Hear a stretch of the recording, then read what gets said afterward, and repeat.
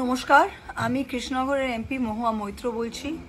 আমি সমস্ত মুসলিম ভাই বোনদের কাছে একটি আবেদন করতে চাই যে আপনারা প্লিজ এখন এই ওয়াকফ সংশোধনী অ্যাক্টের পরে বাংলায় যা একটু আমরা অসন্তোষ আবেগ যা প্রকাশ হচ্ছে আপনাদের আমরা হাত জোর করে আবেদন করছি আপনারা প্লিজ সংযত হন। পশ্চিমবঙ্গ সরকার, আমাদের তৃণমূল পার্টি এবং মমতা ব্যানার্জি আপনাদের সাথে দাঁড়িয়ে রয়েছে। আপনাদের রক্ত আমাদের রক্ত।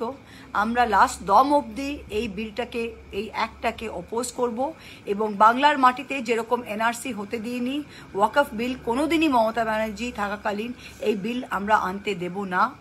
আমি নিজে এটা সুপ্রিম কোর্টে আবেদন করেছি, 16 তারিখে এটা উঠছে কোর্টে।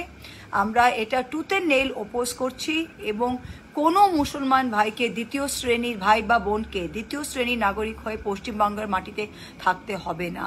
শুধু একটাই আবেদন আপনাদের করছি যে এই সময় উত্তেজনা, আবেগপ্রবণ কাজ যেন করবেন না। এটা কেবল বিজেপির হাতে নিজেদের তুলে দেয় না।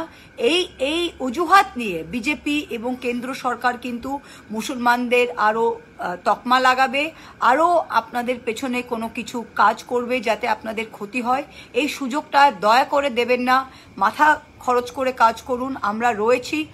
আপনাদের মাথার একটা চুলও কেউ ছুঁতে দেবে না।